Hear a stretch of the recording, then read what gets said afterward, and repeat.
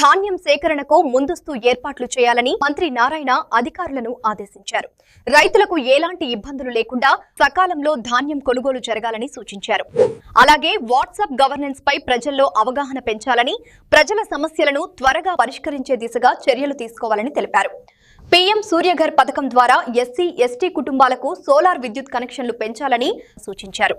అమరావతి అభివృద్ధి విషయంలో ప్రభుత్వం కట్టుబడి ఉందని, ముఖ్యమంత్రి చంద్రబాబు నాయకత్వంలో వివిధ మార్గాల్లో నిధులు సమీకరిస్తున్నామని మంత్రి పేర్కొన్నారు.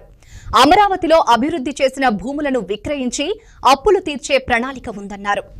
1,70,520 హౌస్ హోల్డ్స్ ఉంటే అందులో 28,223 హౌస్ హోల్డ్స్ కు మాత్రమే అవేర్నెస్ కలిగించారు. మిగతా వాళ్ళకి కలిగించలేదు.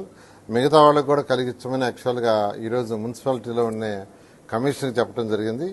అదేవిధంగా పంచాయతీలో ఉన్న వాళ్ళకు కూడా ఎవరైతే ఉండారో అందరికి కూడా ఈ వాట్సాప్ని ద్వారా ఏమేమి వినియోగించుకోవచ్చు, వాట్సాప్ గవర్నెన్స్ అనేది అవేర్నెస్ కల్పించమని చెప్పడం జరిగింది.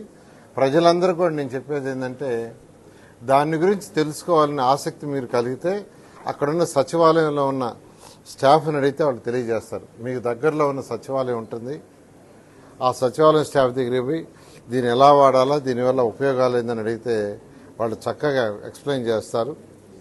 దాని ద్వారా తెలుసుకుంటే మీకు ఏదైనా అంటే పేమెంట్స్ కట్టడం కానీ, సర్టిఫికెట్లు డౌన్లోడ్ చేసుకోవటం కానీ, కంప్లైంట్స్ ఏదైనా ఉంటే తెలియజేయటం కానీ తెలియజేయచ్చు. అదేవిధంగా ఎస్సీ, ఎస్టీ హౌసెస్లో సోలార్ ప్రతి ఒక్కరికి సోలార్ ఇన్స్టాల్ చేయటం వల్ల వాళ్ళకి 0 ఖర్చు అవుతుంది ఎలక్ట్రిసిటీ. ఇంకా ఎక్సెస్ ఎలక్ట్రిసిటీ వస్తే దాన్ని అమ్మటం వల్ల వాళ్ళకు కొంత డబ్బులు కూడా వస్తాయి. దాని మీద గౌరవనీయ ముఖ్యమంత్రి గారు దీని మీద స్పెషల్ డ్రైవ్ చేసి ప్రతి ఎమ్మెల్యేకి కూడా ఇన్స్ట్రక్షన్ ఇచ్చారు, కలెక్టర్కి ఇచ్చారు. ఈ జిల్లాలో 19,593 హౌసెస్ ఉంటాయి ఎస్సీ, ఎస్టీ. ఇంతవరకు 522 మాత్రమే పెట్టడం జరిగింది. ఆ డిపార్ట్మెంట్ వాళ్ళతో రివ్యూ చేస్తే దీని మీద అగ్రెసివ్గా చేసి వీలైనంత తొందరగా కంప్లీట్ చేస్తామన్నారు. అదేవిధంగా రూరల్ ఏరియాలో 3 అన్నా క్యాంటీన్స్ శాంక్షన్ చేస్తున్నారు. అవి అంతా కంప్లీట్ అయిపోయినాయి. ఫస్ట్ వీక్లో గవర్నర్ ముఖ్యమంత్రి గారి చేతుల మీద రాష్ట్రంలో ఏర్పాటు చేసిన 70 అన్నా క్యాంటీన్స్తో దీన్ని కూడా ఇనాగ్రేషన్ చేయడం జరుగుతుంది. అదేవిధంగా జీజీహెచ్లో మరొక అన్నా క్యాంటీన్ పెట్టమని యాక్చువల్గా రిక్వెస్ట్ చేశారు. దానికి కూడా యాక్చువల్గా గవర్నర్ ముఖ్యమంత్రి గారు చెప్పి అంటే ఆల్రెడీ ఒక 28 శాంక్షన్ చేశారు. 205 ఈ రాష్ట్రంలో ఉన్నాయి. 70 కొత్తగా కట్టాం అన్నా క్యాంటీన్స్. అవి ఫస్ట్ వీక్లో ఇనాగ్రేషన్ చేస్తారు.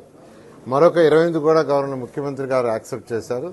దాంతో ఈ జీజీహెచ్లు అడిగింది కూడా యాడ్ చేసి చేయిస్తామని సందర్భంగా మీకు తెలియజేస్తున్నాను.